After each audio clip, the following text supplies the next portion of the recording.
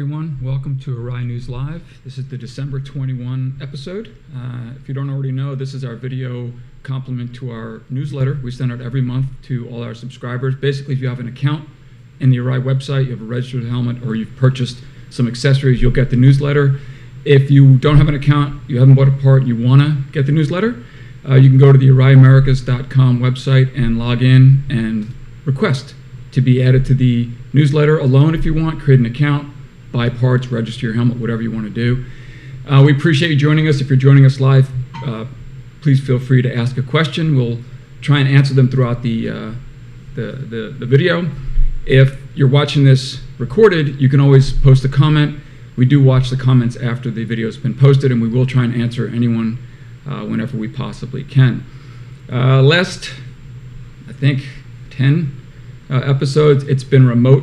It's been a while since we've had someone in the studio, and today we're lucky enough we started with someone local in the studio. We've got Shayna Texter, American Flat Track extraordinaire, racer in the 450 class, and this year she's moving up to the Twins. And we want to welcome Shayna to the show. Welcome. Yeah, thanks for having me. You're welcome. Thanks for being here. So it's kind of weird that we have someone in the studio, so it's kind of throwing me off a little bit because there's somebody moving here. And we also have a new microphone, so hopefully everyone can hear us really well. In the past, we've had issues with tinniness and whatnot, so hopefully it's good. If it is, great, give us a thumbs up. If not, let us know. It's always good to let us know if you can't hear us on the other side. So let's get into it. We're basically just kind of a interesting tidbit from an Arai racer's point of view in dirt track. I'm going to try not to talk as much as I usually do. It's my problem, so I'll let our guest talk more than me. So I'm going to ask Shayna, so dirt track, I know your family has a history in dirt track. Give us your history on family history and your history and what got you into dirt track. Yeah, definitely. Like most people know, my father owned a Harley-Davidson dealership in Lancaster, Pennsylvania. So I grew up around motorcycles my entire life. And my dad was a racer and got my brother Corey and I involved in the sport in 2003 after he retired in 2002. So for us, flat track runs in our blood. My grandfather on my mom's side of the family actually was a sprint car racer. So racing all around is in our blood and in our family history. So for me, I've been turning left for quite a while now. That's so cool. So she mentioned she's in Lancaster, so Pennsylvania local. For those of you who don't know, we're in Allentown, Pennsylvania, which is why we're wearing warm gear, because it's December, it's getting close to Christmas, and it's getting cold, although it's been kind of warm the last few days. But so I didn't realize your mom was a sprint car driver. That's my grandfather on my mom's side. Okay, so so motorcycles instead of cars. Was there ever a time where cars were part of your upbringing? Not for me personally. Cars really were never really a part of my upbringing. My brother, he's driven some go-karts here and there and actually qualified at one point for some Red Bull stuff that he got hurt riding motorcycles that he couldn't do. But for me, it's strictly been two wheels. Every year I attend the Rolex 24 IMSA. Big fan of the sport, love it. Big fan of Action Express racing the Whelen 31 cars. So still involved in the car side and enjoy it. But for me, it's all been about two wheels and letting it hang out without that roll cage. Who's to say though? As I get older, I'm 30 years old now. So one day there may be a future in that as well. Cool. All right. I didn't have to go there with the age thing. You volunteered it. That's awesome. I was going to say that's usually where a lot of ex-motorcycle racers go into the cars later, because it's a little less taxing on the body, I guess. So talking about taxing on the body and extremes, how long have you been racing dirt track? I've been racing dirt track since 2003, but I've been on a motorcycle since I was 3 years old. Okay. So for me, like I said, my father, Randy, raced flat track and road racing, so kind of waited for him to retire, and once he hung it up, then my brother and I gave it a shot in 2003. Cool. Okay. And then talking about the abuse that a motorcyclist takes over a car person. Now, car guys, they take a lot of abuse, but motorcycling, you're out there. In a crash, you're just set free. And it's a little bit one of those, you never know what's going to happen. Have you ever had a really serious crash? I've been pretty fortunate, as far as crashing. they say sometimes being a little bit smaller helps in that. I'm able to roll and bounce a little bit more than some of the other guys that are a little bit taller. But no, I've been very fortunate. Our series has done a good job with employing the airbags, across the walls, and I think at times that's definitely helped myself. And then obviously, wearing the best of the best, from wearing an Arai helmet to an Alpine Star suit, and now helping Alpine Star implement the airbag suit, I think has really helped our sport a lot. And and even now I'm even wearing a mouth guard. So, I'm a firm believer in wearing the best stuff and being protected at all times. And I think, that translates over to feeling safe when I'm on the motorcycle, like you said, and kind of letting it all hang out, knowing at any point, I could just be detached from the motorcycle. Yes. Separating from motorcycle at speed is not fun. I've done it a couple times, not at her speeds, but I've done it a couple times. I've always joked, if you're not crashing, you're not trying hard enough. But you don't feel the necessity to go try harder and crash. The issue is, I always joke about the fact is, racers try extremely hard, therefore they tend to crash more, they tend to need more protection. Having said that, in racing, they're all going in one direction. They're all professionals. They all know what to expect from one another, and there's usually a safety crew around. So when you're riding on the street, you have no such benefits. You're running in opposing traffic, people not paying attention, and there isn't always an ambulance nearby. So I always have to bring up Arai, and the reason we do things, we make our helmets for the extremes, both racing and for street. So we make helmets for big-time race accidents, but for the rider on the street that is facing all of those obstacles that are basically trying to get in your way, that's where you actually need as much, if not more, protection. So when we make our helmets, we make them for the extremes. We use racing as a way to develop, but they're made for the rider on the street. Therefore, the helmet that Shayna wears is the exact same helmet we sell on the street. So I always like to bring that up whenever I can. Brought up a little earlier than usual. She made a good point as far as if you're out there on the extreme and you might crash, having the best gear is always a good idea. Now, you haven't had a big crash, doesn't mean you haven't had quite a few opportunities to almost crash, and we actually have a clip of a very cool almost. And what track was this? This was Texas Half Mile, I think back in 2019, I believe. Okay. So, Jeff, if you can play that video and we'll take a look at it. And it's quite remarkable in itself. The fact that you didn't crash is pretty impressive. So basically just kissed the wall. It was no big deal, right? Yeah, I mean, definitely. I mean, it was actually a pretty gnarly save. I think I had a lot of luck on my side for that save. But yeah, I mean, this night was actually a really special night for me. I was able to continue on. This was a semi race, and which qualified us for a starting position for the main event. So it was important to get a good finish in this to line us up for the main event. And I was able to rebound and regroup and win this race, and actually go on to win the main event that night. So. Yeah, I mean, definitely it's important to have the best stuff to give you the confidence to carry on. And looking at it, it looks like you didn't really do anything wrong. You just slipped off the groove and got a little loose and just all by yourself just slid wide? I think earlier on, which it doesn't show in the video, I think Kevin Stallings and I kind of got together a little bit that sent me wide up into the loose marbles at Texas. I'll say he didn't look like he was doing anything weird, so it didn't look like you made contact. But it was quite remarkable how low you slid. The back tire didn't just throw you into the wall; it just all kind of balanced out, which is pretty impressive. But and you were able to bounce back, qualify, and actually win the main event that night. So that's pretty impressive. Yeah. Like I said, it actually turned into a pretty special night for me. So yeah, I mean, I've definitely have had accidents, and I guess when I say I haven't had big accidents, I've been fortunate that I haven't gotten seriously hurt. Right. So you've been involved. You just roll really well and bounce well. That's great. So up until now, you've pretty much been 450s, right? I've raced 450s majority of my career. I've moved up to the Twins for a little bit in 2014 with Triumph, and then rode for Richie Morris on Kawasaki's for 2 years. And it was a little bit of a it didn't go as well as I anticipated or wanted to go. So for me, I moved back to the 450s in 2017 with Richie Morris Racing and with Hondas. And for me, it was really just to regain confidence and composure of who I was as a motorcycle racer. I was racing at the Twins level, the best of the best. And, I was doing well, but wasn't doing as well as I wanted. So for me, I moved back to the 450s just to kind of regain that confidence of myself as a motorcycle racer, and I think we were able to achieve it.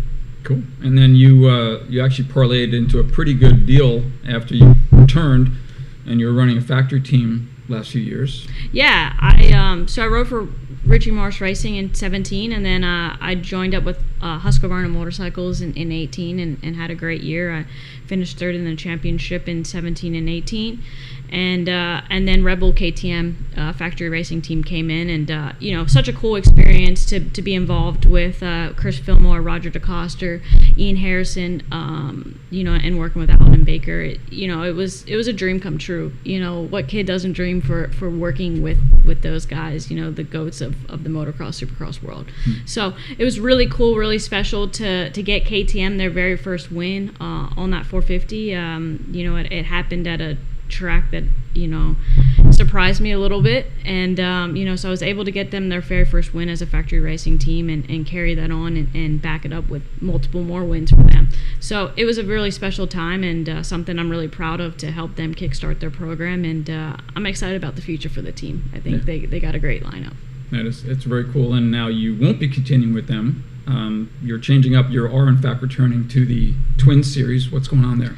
Yeah, definitely. I mean, you'll still see me, being involved with KTM on my training side of things. So I'll still be kind of sticking with that side of things for training purposes. But on the racing side, I joined up with the Factory Indian Motorcycle SNS Powered by Progressive team. So something. What an honor. So cool. I've always said I wanted to come back and finish my career on a twin, and what better way than to be teamed up with what I feel like is the best motorcycle and the best team in the paddock alongside my husband, Briar Bauman. It's going to be an interesting conversation going to work together and then going back home and discussing how things went.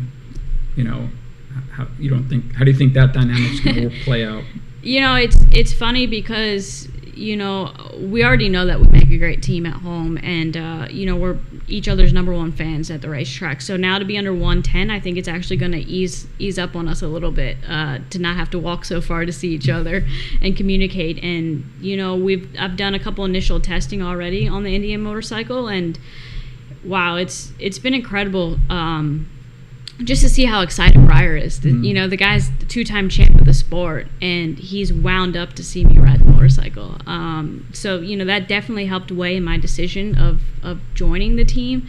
And Dave and Michelle, Dean, have been great helping me transition. The motorcycle's a lot bigger of a motorcycle, heavier, faster, than what I've been used to on the Red Bull KTM. So it's been cool. It's been something special, and like I said, to see the excitement from Briar has been really cool. So I think it's only gonna pay off having us under 110. Cool. I like to hear that.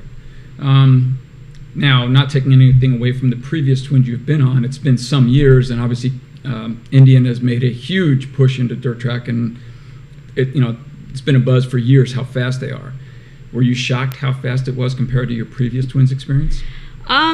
I wouldn't say I was shocked at how fast it was. I think for me it was a little bit of a transition coming off the 450 back onto the twin, because you have a little bit more throttle. 450, you're like, oh wow, I'm going fast, I'm wide open. And the twin, it's like, you can turn it a little bit further.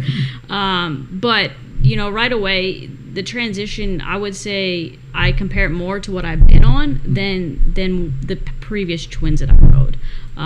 The Indian motorcycle, it was built specifically for flat track, and it does everything right, and it's got a lot more forgiveness than the 450 does. I've noticed right away. So for me, I'm having to shift my brain a little bit more and saying, wow, I can ride through a lot more things than I can on a motocross type chassis for flat track. So it's just now pushing myself and turning my mind back off of a 450 rider back into a twins rider. So for me, the bike's already way better than any of the other twins that I rode back in 14 through 16. So it's just going to be continuing to push myself as a motorcycle rider. Cool. Now I've always heard people always claim unfair advantage. You're so light. You're using the horsepower more efficiently, I guess, on the motorcycles. Now that's true, except you're so light. you don't necessarily get as much traction as some others. Do you think that'll play? Maybe it wasn't a big deal in 450s, but is it a big deal in the twins? It's funny you bring that up, because for me it's one of the most frustrating conversations that I have to have and topics with people, because they always talk about it when I'm on a mile, the advantages I have, but they don't ever bring it up on the other tracks that I struggle at, the short tracks and the TTs where height and weight, So for me, it's frustrating because they're not ever talking about that with the other guys. They're only ever just talking about, my struggles and weaknesses. So for me, I feel like I've adapted a lot better, and, the team was able to find some things to make me a better all-around rider on the KTM, and now being teamed up with David Zanotti and the Indian team, it's been fun so far. I've only rode the bike twice so far, and I've rode it on the smallest track up at the S&S Ranch on the short track, and I've rode it on a mile.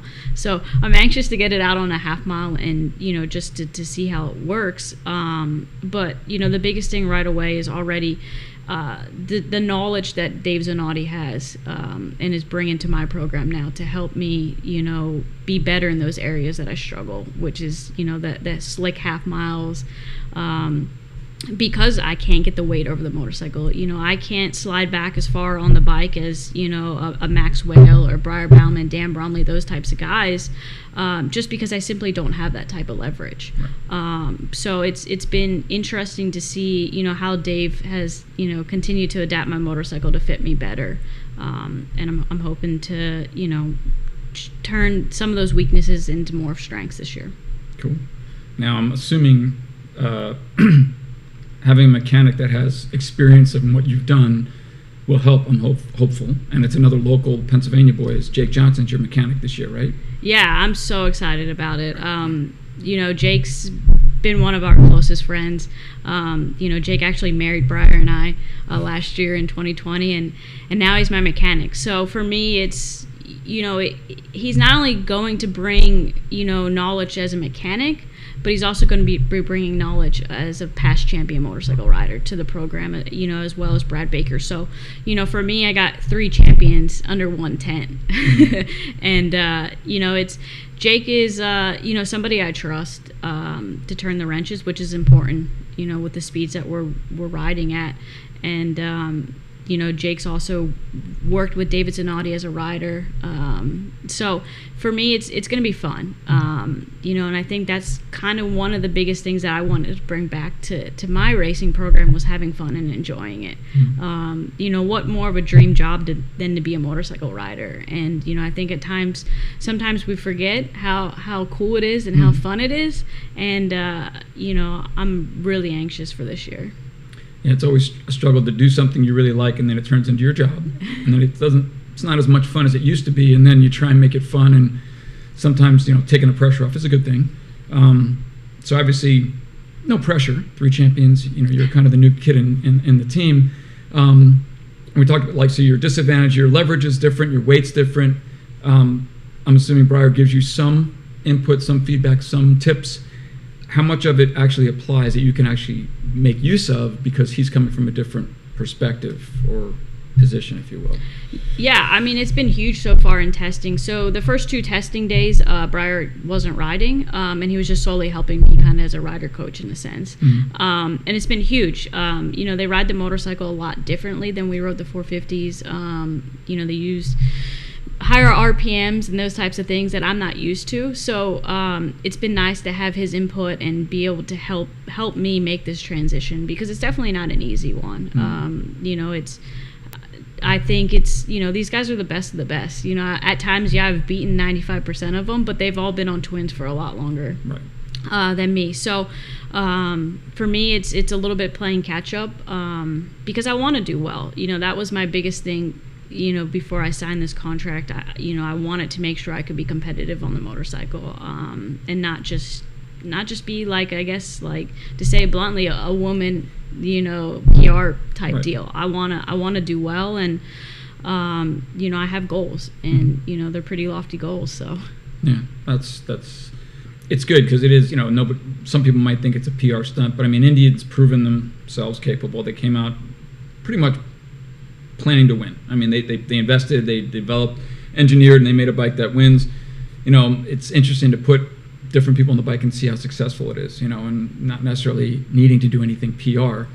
I'm impressed that you believe your relationship's going to be stronger with the dynamic in racing. But it's so cool that you guys have that relationship and he can give you the feedback and the advice, and you've taken the pressure off yourself already. So it's going to be more of a fun, finish your career in twins. Now you say, how long you're going to go. Do you have a multi-year deal? What's your deal with Indian?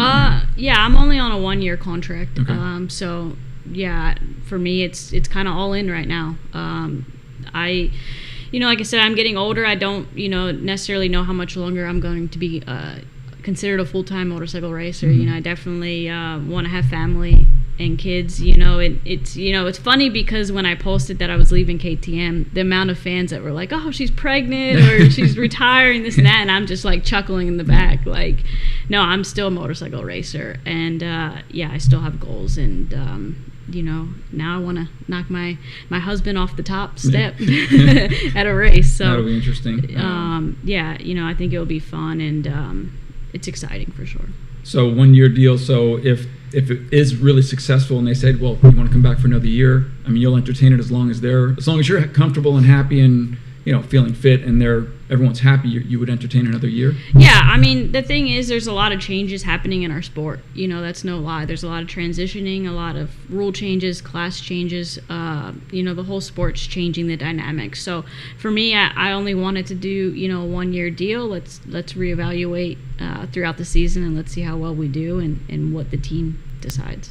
Okay, well, that sounds fair anyway.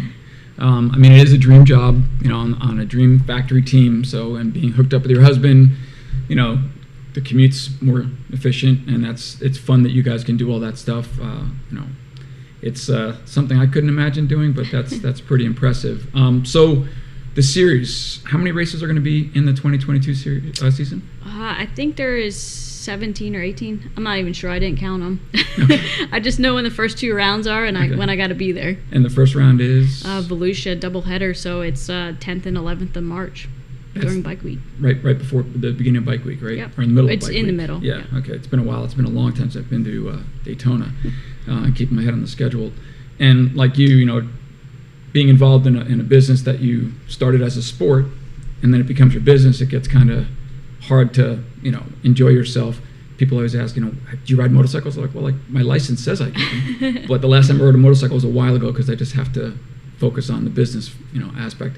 Now, you're lucky enough you get to ride, yeah, but it is kind of detracting from, again, the fun of the sport. So it's great that you can actually still enjoy it or come back to enjoying it. Yeah, I think that's the one thing that's super important. Briar and I are always thinking about, hey, how can we have more fun? How can we enjoy this? How can we get the kids involved? Where's the future of our sport going? That's super important for us because it's given us a job. It's given us a platform to grow as individuals, as a couple, as a family, even with both our brothers racing. So for us, it's always important to keep it fun. Mm-hmm. Obviously when the helmet's on, the shield's down, it's go time and it's time to go to work. But I think sometimes people get so tied up in racing and championships and that they forget about everything else that's important. Yeah. So for us, motorcycles, like I said, have been a part of my life forever. And even the day that I hang up my steel shoe, I'm going to continue to stay involved just because it's, something I have a passion for and love. And you said, a lot of things changing, the classes, the rules, and then you just mentioned, new kids coming up. Dirt track's always been grassroots. It's just, people having fun, going out, and then it became a sport. My wife doesn't particularly like racing or even motorcycling in general. The one thing she really does like is dirt track. When we started dating, she loved going to dirt track. It was her favorite part of Daytona. And it's always been consistent. We've always supported it, even when it wasn't in the limelight. AFT has done a tremendous job bringing it back and putting it on TV and getting, people excited about it again.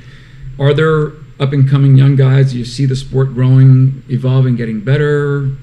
What's your take on where it's going? Yeah, definitely. There are definitely kids coming that are very well in the singles class. AFT, like I said earlier, they are making some transitions moving forward. In 22 and then 23, I think will be big from what the rumors are. So I think it's just important giving these kids a platform to race and teams to ride for is important. So the 450 class is, probably the hardest, most competitive class there is right now. Obviously Briar Bauman and Jarrett Meese are the top 2 best riders in the country in the Super Twins. So not taking anything away from them. The problem is that the rest of the field can't keep up. Right. So things are definitely changing, and I do think there's a great future of the sport. I always said that dirt track was kind of America's best kept secret. Once you saw the sport and became introduced to it, you were instantly always a fan. There's not many forms of motorsports as a whole that you can sit in the grandstands and see the entire racetrack. And I think, as a fan, that's cool because you don't miss one part of the action. Right. You can see it all. I definitely think, some of these younger kids, Maxwell, Cody Kopp, Chase Sathoff, our future's bright with them. We just got to keep them going. Yeah, it's the sport, and I'm not sure why my wife likes it so much. I guess maybe it's just excitement. Like you said, you can see the whole thing. Every 30, 40 seconds, you get a big blast of dirt in your face. It's really kind of cool. And people talk about racing and how fast it is and the competitive, and it's so close, and the passing is so extreme and whatnot. But when you look at a dirt track race and you see 8 guys and gals go into a corner, 3 or 4 wide, 5 or 6 rows all together in one lump, at 100 plus miles an hour sideways, it's quite remarkable to realize how fast they're going, how much trust they have in each other, and how infrequent the crashes are. As extreme as they can be, and as how many crashes everyone does experience, because if you're not trying hard enough, you're not crashing. The sport has created a huge, entertainment package while making it almost look easy-ish and not so risky. But obviously, being out there, on your bike, you have the best gear, but still, you're just you on a motorcycle. And like I said, when you crash, you depart from the motorcycle and you're on your own. Sometimes some people don't roll or bounce as well as others. And then you have to watch out, obviously, for obstacles. Air fences are great. They protect people quite a bit. Much better than the hay bales used to be, and even before that, just concrete wall or tires. But you still have guys racing 100 miles an hour. You go down in the front, there's a lot of, For sure. potential coming up behind you. And it's amazing to watch racers avoid other racers. Obviously, everyone's aware of what's going on. I'm always in awe of that ability. I've ridden a motorcycle. I consider myself a fair rider, not at anyone's level racing-wise. I raced motocross when I was a young kid. We talked earlier. The hearing is not as good as it used to be because I didn't pay attention. I didn't put earplugs in. I said it would be fine. Now I'm paying the price of, adjusting my chain while the engine's warming up. Not a good idea. So, earplugs. Everyone should wear earplugs, whether it's loud or not. Earplugs. When you're riding and it's not loud, wear them anyway. Even a pleasing sound over and over and over again for a prolonged period of time will cause hearing damage. So, public announcement, wear earplugs. Do you wear earplugs when you race? I don't. Okay. Your helmet's so quiet, I'm sure, but no. I don't. But my grandfather was a sprint car driver, and he wears hearing aids now, so I probably should. Yes. But I'm so used to not riding with them that it's just something I haven't introduced to my program per se. It is distracting. I've as little as I ride now, and even beforehand, I didn't ride earplugs because it was distracting. I always felt they would never stay in place. Well, and for me, I guess the earplugs it changes the sound of the motorcycle. Right. So I'm not gonna lie, it's a big thing in road racing for sure. Mm-hmm. Earplugs are definitely more crucial over there with their sound limits and stuff like that. AFT's really, we have not as loud of motorcycles for sure as when I first started riding. So they've implemented some different sound restrictions as we've traveled the country and came to new venues across the country. So I think our motorcycles are a little bit quieter, but for me, it's just something I haven't implemented yet, but not saying that I won't in the future. I've already stepped up and I'm now wearing a mouth guard when I race, the same with some of the other top riders. So definitely a firm believer in the mouth guard, so the earplugs could be coming next. Yeah, the mouth guard thing, I never thought about it. And then I think motocrossers started wearing it first because, you were getting impacts that would, because a lot of guys are mouth breathers, in motocross especially. So it's one of those things where you never thought about it. Football guys been wearing it for forever. But it's just another level of, why not? More is better. We always have to remind people that there are no guarantees. As good as you're dressed and as experienced as you are and as much effort you try not to crash, crashes tend to happen when you're not least expected. You have very little control over it, so the best equipment you can get, you should get. Even saying that, there are still impacts out there that can surprise anyone, even overwhelm the best helmet. So it's important to understand that, but get the best you can when you have the opportunity to do it. So going forward, so you think if you,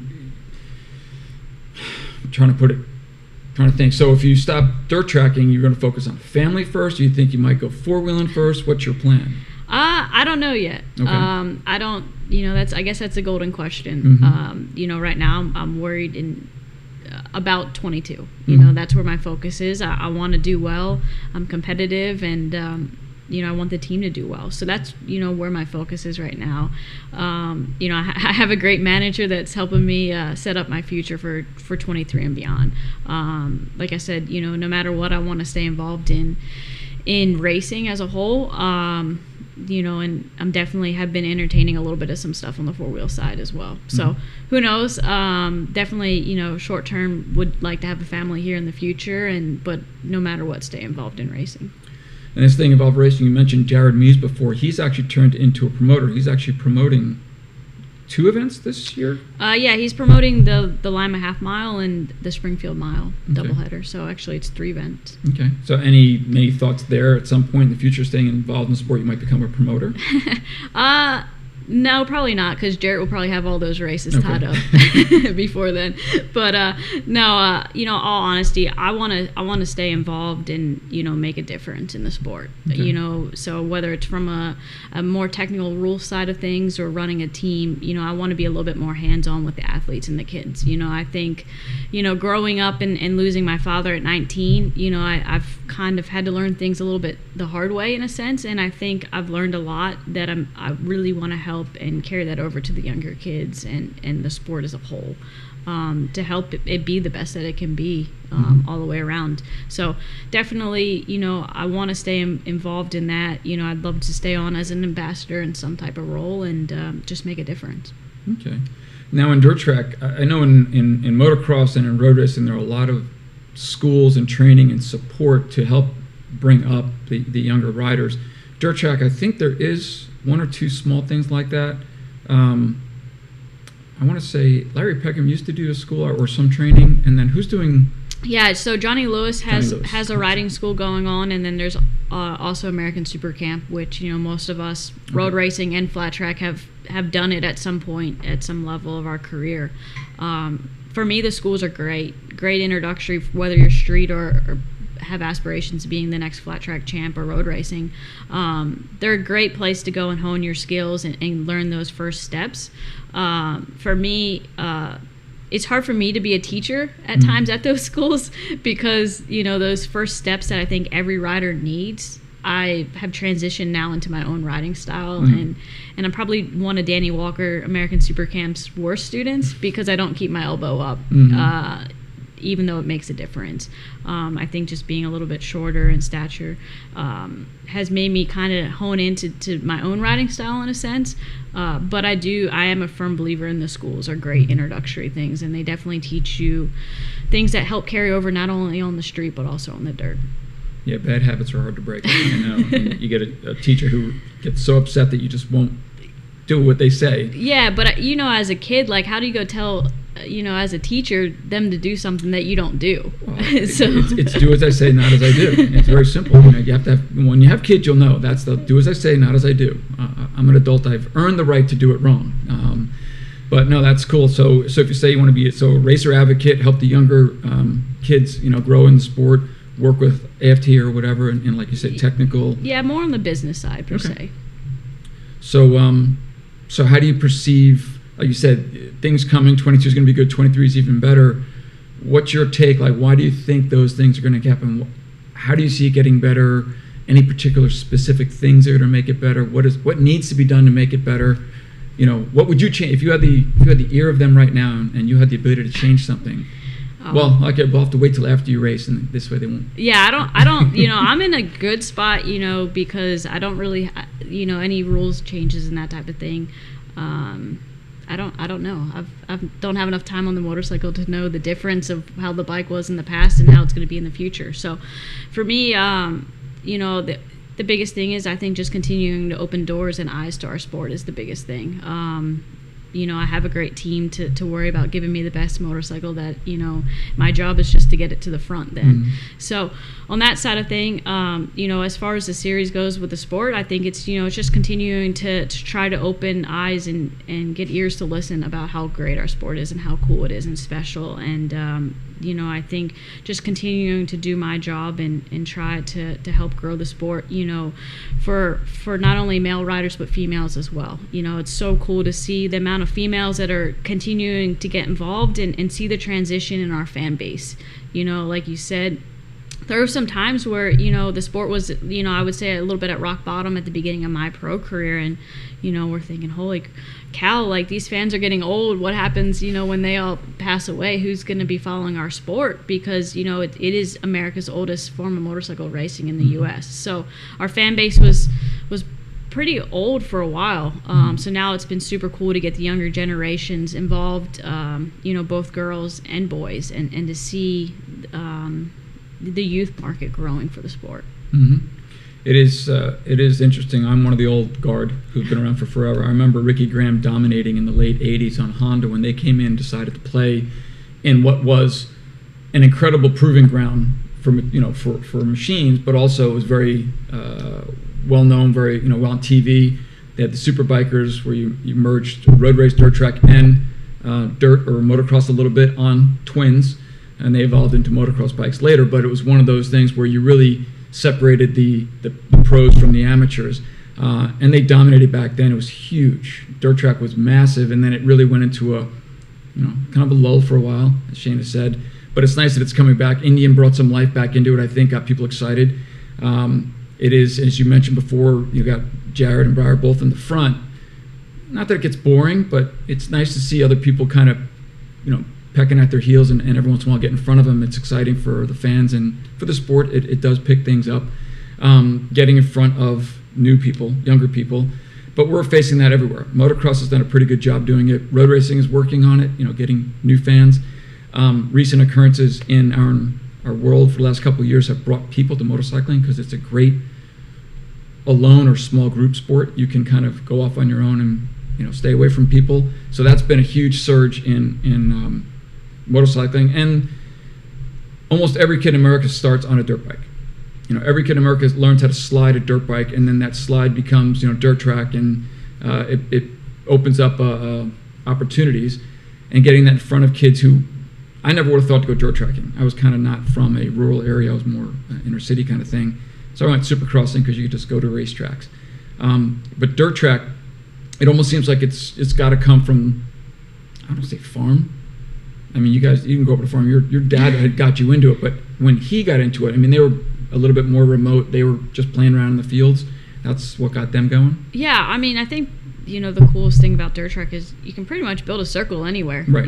Whether it's your front yard, your backyard, your neighbor's yard, whatever, you can just go out and start just tearing it up and making a circle. So I think that's the coolest thing about our sport is, it's easy to ride. It's easy to get these kids involved, as long as their neighbors are okay with it. It's been so cool. I have a nephew, Cruz, who's just turned 4, just did his first race not too long ago. But it's so cool to see how his steps to becoming a motorcycle racer have started. For all of us, we started with training wheels, those types of things. And now, with the Striders and the Stasics, it's such an easy transition for them to start at such a young age to where, when Cruz started riding his PW50, I mean, he took off at 2 years old with no training wheels. because of those early steps that he was able to take to learn his balance at such a young age with Strider and Stasic and those types of electric motorcycles coming. So it's really cool, and it's been one of the fun parts of the sport is when they have the Strider races and the Stasic stuff, just to watch the little kids getting cheered on by the riders and seeing that excitement of getting a little trophy. Yeah, I was going to say 4, that's pretty young, but then he was riding at 2. That's pretty impressive. I always, every time I fly, I always look down as we're landing, and being in Pennsylvania, there's a lot of opportunities for people to create their own tracks. I'm always amazed at how many dirt ovals I see in backyards, and and you can tell some are maybe horse or original horse, but you can see there's definitely dirt trails leading up to them, and there's some motocross jumps nearby, so it's remarkable how many people have the opportunity to do that. So if you have land, and talk to mom and dad, and make sure it's okay, but start making your own little circle. Eventually you can groom it, and who knows, you can get into dirt track. It's one of those things where I never thought about it myself, but it's a wonderful opportunity to take small steps and actually go professional racing fairly quickly. And obviously now they have the opportunities. Johnny Lewis's program. What do you know the name of that program? It's the Moto Anatomy. Okay. So he's got the slide school, and he also has a facility down in Florida, that amateurs and pros all come and ride at, and he does some schools and stuff like that all across the country as well. Okay. So that's something to look forward to. Maybe in the once we post this video, we'll put a link at the bottom for people to find out more about Shayna's program, what she's doing, and then Johnny Lewis's program if you want to look about getting into motorcycle racing, get some training. Same thing with Super Camp, which is both dirt and road. Road is, not a bad thing to learn. Lessons learned in dirt help you apply it to road race and street, and then obviously learning how to ride on the road or street a little bit better is always good. Keep your elbows up. Don't listen to bad habits. And we'll also put a link there as well to try and encourage anyone who wants to go and learn how to race or just ride better. That's not a bad thing to do. So we'll put links down there in the description for anyone who's interested. So are we good with time? Yeah, we're good. Okay. Don't forget about Colin. For? Dirt track. Edwards. Oh, yeah. Colin Edwards' Texas Tornado Boot Camp is an awesome opportunity that I keep forgetting. We've used it for promotional purposes, but I forget that they run camps that individuals or groups can actually go to, and you can book the whole thing if you want. If you have a large group corporate outing in Texas, they have a program where you can learn how to slide 125s and little TTR 125s on clay, which is awesome experience. It actually makes everyone look like a hero. You can slide it pretty easily and make it look pretty good, but it's an awesome experience where they have top level dirt track and road racers come and help you train along with Colin techniques and be comfortable sliding, braking, engine shifting, all that, and it's an incredible experience. We'll put a link in the description below. Colin's camp is unique more than most because he also likes guns. So in between riding and eating barbecue, which they also do barbecue every night, which is incredible, they also have gun range where you can shoot 50 cal if you care or dare, but also 9mm 45. It's kind of a cool experience. It's a Texas experience, but it's an opportunity that is both fun and worthy of learning some techniques from guys who've done it really well for a long time, Colin included. So while you're having fun, you'll learn something. You probably don't even know you're getting better at it while you're having fun. So going back to the original reason why we all ride motorcycles, because it's fun. So it's nice that you can actually return to that in an environment at a top level. I mean, a lot of people take back, retire, and then they'll have fun with it. But I like your attitude is you're going to do one last factory program and then retire from that. So that's actually really kind of cool. I had a question that just went out of my mind. I don't know what Jeff got me all messed up here. So before we go, I want to ask any particular, actually I meant to ask you earlier, it's like, so had some crashes, nothing too bad. You've had a couple of, gave KTM their first win in the 450s. Any races, wins, experiences that stand out in your mind as your absolute favorite, most visual memory that you just stuck in your head? Yeah, it's funny because I'm leaving the singles class as the winningest singles rider in the sport. So I've had, a great career in the singles class. I've won a lot of races. I would say there's probably 3 events that really stand out to me. Obviously the first one, I won that on September 10th, 2011. So 9/10/11 was the date of my very first win, and I beat out my now husband. So that gave me some bragging rights at home that I still can carry on. So super cool. That was a special win for me to win at the Knoxville Hall of Fame as well, where my grandfather's inducted into. The other win for me was Lima half mile, my very first win there on a Husqvarna. I think it was probably the most unexpected win for me, that people never saw coming. And, to back it up the following year on the KTM was just unbelievable. Something that I guess for myself as a rider, I still haven't wrapped myself around the concept that I've won that race, and I did it twice. And then, this year winning at Volusia, doubleheader, my birthday weekend, turned 30. They always say racing on your birthday is bad luck. So, and years prior to that, I have crashed on my birthday and et cetera, and not had very good results. So to turn that around and win and rebound after a little bit of a rough season in 2020 was huge, exciting.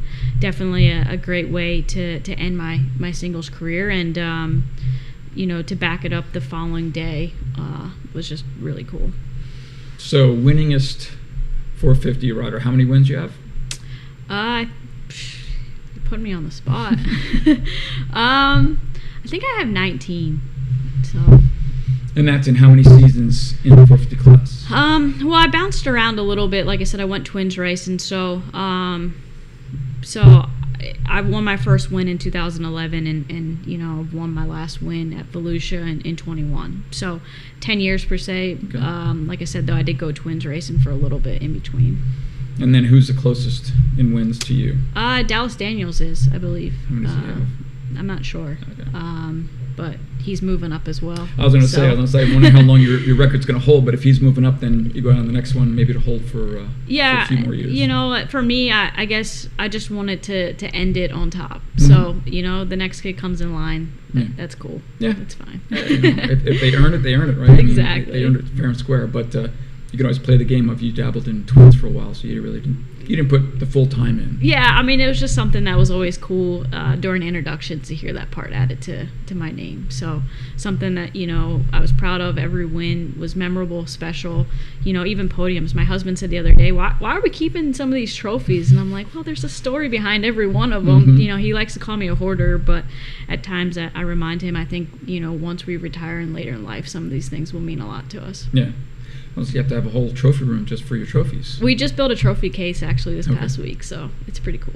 I was going to say it's one of those things where you have to decide at some point if the kids do come, the trophy's going to move maybe, or the kid just has to share the room maybe. Yeah, there's a couple things I hold tight. That's trophies, number plates from, some of the special races, my leathers and helmets.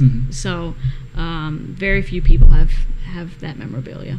Yeah, I'm always amazed. Racers, I never thought to keep. Well, I didn't race, so it wasn't that emotionally tied for me. But racers that keep their helmets and their leathers, and it's impressive. It's nice that you could see and you could literally walk yourself through your years.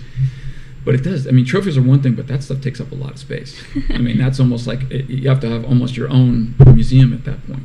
Yeah, we've hung all our helmets in the garage, so it's really cool. And like I said, we're in the process right now. We just built a trophy rack, and we're actually redoing our basement to kind of turn it into a little bit of some history for us. But it's also going to be our gym to inspire us to keep chasing those wins in the championships.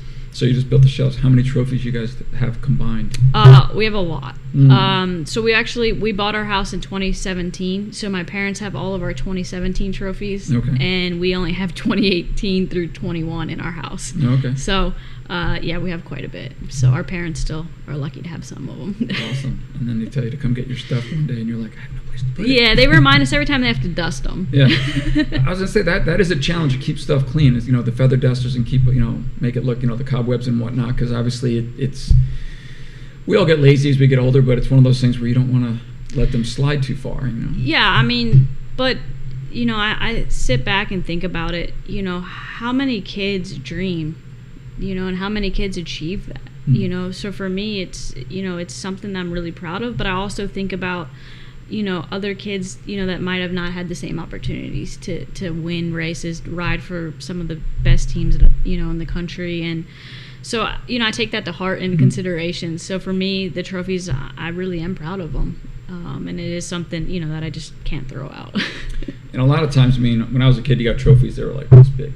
The trophies in motorcycling can get rather substantial at times. They're heavy and they're awkward and they're fairly large. So it's not even like you just have a row of little statues. Well, and 2 years in a row, Volusia Half Mile we've raced at, they gave us gator heads. So we have a family of 6 gator head trophies in our house. So I'm envisioning a wall of shelves with just nice, pretty trophies. Now you're looking at a wall with no, not deer heads, but alligator heads on top, which is unique in itself. So that's it must be quite a collection. We'll have to try and get a picture of that and maybe post that as well, just for people to see how eclectic it is and how impressive it is. I can't even imagine. How do you dust a alligator head? It must take a long time. I haven't dusted them yet. They're up high, so you can't see them. The dust. Well, that's cool. So long story short, you have a year at least to go. You're open to racing if it continues to go well, because obviously if you have success, you're going to want to keep having success, right? And then at some point you want kids, because you keep saying you're old. Now again, I kept reminding people 30 is not old, but for racers you tend to start feeling the age because of all the efforts put in and the racing. What's the average the age of racers right now in the series? Our you can turn pro when you're 16. Okay. So we start out at 16, and then I think honestly right now Jarrett Meese is probably one of the oldest guys in the sport, and he's still at the top. 35, 36 years old. So, but we've also had Kenny Coolbeth, Chris Carr, who've raced into 40s. Mm-hmm. So, our sport definitely can go a lot longer than motocross and supercross. But for myself, I'm a female and I want to have kids, so I don't, not saying that it's not been done, but I don't particularly want to ride a motorcycle while pregnant. Right. No, that would not be I don't think a fun thing or safe thing necessarily, but it's remarkable whenever I hear people, I'm old. And I'm like, no, you're not old. No, I get in context, yes, maybe, but it's I didn't realize Jared was 35. But I remember back in the early late 80s when Ricky Graham came back. I think he was in his 30s when he did his comeback. They always say, like, our sport, a lot of guys, they peak at their 30s, because our sport is, there's just stuff changing. We're chasing, a tenth of a second at times. Such a close margin. That experience does make a big difference. Having that knowledge of bike setup and race etiquette, that you see a lot of guys peaking at their 30s, So for me, I'm excited actually in a way to also transition into just being a normal pit wife in a sense. It's I always at times get jealous, to see the support that some of the other wives are able to give their husbands, and I think that's crucial as a racer to have that support system, which I think is only going to help Briar and I being under the same tent, our travel schedules being the same, our testing, all of that all together. I think it's just going to help elevate each of us to a even more stable program. But I am also excited for the future to transition into that side a little bit. Oh, that's very cool. Awesome. Well, I think I've asked all the questions I had in my mind. I didn't make any notes. I was trying to leave it just because I never know where it's going to go. And unfortunately, if you get me out of sequence, it throws me completely off. So I try not to make too much of a plan. Anything that I didn't bring up that you want to bring up or you want to share or nothing? Just keep wearing Arai helmets. Okay, awesome. I like that. For me, this is cool. It's probably the closest sponsor that I have at home. I'm only 45 minutes from here, but it's honestly it is a product that I'm a firm believer in, and I've worn Arai helmets my entire career. So for me, there's nothing like putting on a Arai helmet and knowing I'm trusted by the best. So definitely keep wearing Arai helmets and keep your helmets updated from year to year. Yeah, dirt track, and not because we're in Pennsylvania now. We weren't always here. We've been here 30 years. But dirt tracking is huge in Pennsylvania, this area. I was always surprised when I finally looked at how many racers come out of Pennsylvania. And we've always been involved in dirt track. We use racing as an R&D tool, and dirt track is probably the most abusive Motocross is abusive, road racing is abusive in its own way, but dirt track, high speed, dirt, it's everything thrown into one. So it's a huge advantage for us to pick the brains of dirt trackers who basically beat the heck out of the helmets and give us feedback how well they're holding up, what's not working, what is working, how to make the shield steel better, how to make them quieter, more comfortable, more stable. So it is a huge advantage, one, to have so many racers local. Dirt tracking is a very loyal community. I know in a lot of sports, obviously people are jumping around. It is a business after all.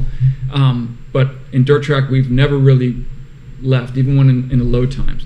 We love supporting the racers because they're putting it out there, every event. And it's, we cut our teeth in racing. Dirt track among our first racers that we ever sponsored in the U.S. back in the late 70s. Ted Booty, I believe, was our first dirt track racer. So it's one of those things, it's in our DNA as well. So we always want to continue with dirt track, and we're glad we were hooked up with you for so many years and your last season, and hopefully going forward, we'll see you at the races. Well, Jeff will see you at the races. I don't get out that much anymore. But we appreciate your support, your loyalty, your efforts, and for coming and joining us here, today and kind of putting some words to tape or digital. I don't know what we call that. Yeah, definitely. And I can't say it's my last season. Okay. I'm definitely, I'm not done yet. Okay. We'll but yeah, for sure, it's exciting. I'm looking forward to racing with the Indian motorcycle team and continuing to wear Arai helmets, Alpine Star suits. All gear that is, as you guys say, trusted by the pros. So I'm excited for this transition into the Twins series, and we'll see what the future holds, whether or not I continue or not, I guess. Awesome. Okay. Well, we'll leave it open then. So she's got a year with Indy, and then we'll see what happens going forward. So we appreciate it very much. We have one comment. And did you expect me to read that? I can't read that. Put my glasses on. My glasses won't go that far. I guess I am old, huh? It was from Giselle, and she said, "Who will be more stoked when you get your first win on the Indian, you or Briar?" Thanks, Giselle, for your question. Honestly, I think Briar will be. To be honest, just a little bit of excitement when I rode the bike for the first time up at the Speed Ranch was just, I wish that we could show you guys the video because, the guy's won championships and race wins himself, and he was like so giddy. He was like a little kid trying to set my motorcycle up. He was working the racetrack. At one point, he's calling Dave, "Hey, you got to do this with the suspension, this, that," and Dave's like, "Where are you?" He's like, "Oh, I'm in the wheel packing truck." So I honestly, I'm more, I guess, the serious person of the relationship, and he's, he definitely brings the more fun, the more energy into the program, and I think he'll be more excited. Well, it's great that he's got that attitude, being, he's, in a fairly tough position of, factory team guys, won a couple of championships. You're coming on board, and that's fun, but it's still your wife, and it's what you do is risky and whatnot. But it's great that he sees. It's a good thing he'll be racing with me because every time I've tested so far, he's been biting his fingernails watching because he's been nervous. Mm-hmm. So I guess for his fingernails' sake, it's good that he'll be on the track. That's awesome. Well, cool. We appreciate you coming again. Thank you very much. Thank you so much. Appreciate it. You're very welcome. And it's not too long of a ride home, and it's a nice day. That's cool. So we appreciate you guys hanging out, asking questions. And again, if you see this in post on YouTube and you want to make a comment, we will watch and answer questions. We'll have some links in the bottom, like I had said earlier. Like if you like the video, don't like it if you don't like it. It all drives the algorithm, right? Good and bad. Although they don't show the dislikes anymore. I kind of like that. And then, of course, subscribe if you guys want to get more, get notified of these videos. Give us suggestions for videos. We love talking to racers for giving some background story and color to our sport and what we do. But give us suggestions for videos if you guys want. If you want us to do something that no one else has done, or if someone else has done it and just have us put our own spin on it. I'll sit up here and talk for hours if you let me.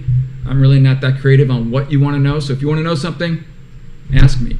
I do limit it to, rocket science. I don't know much about rocket science, but motorcycle helmets I know a lot about. So give us suggestions. I appreciate that very much. And as always, thank you and have a great day.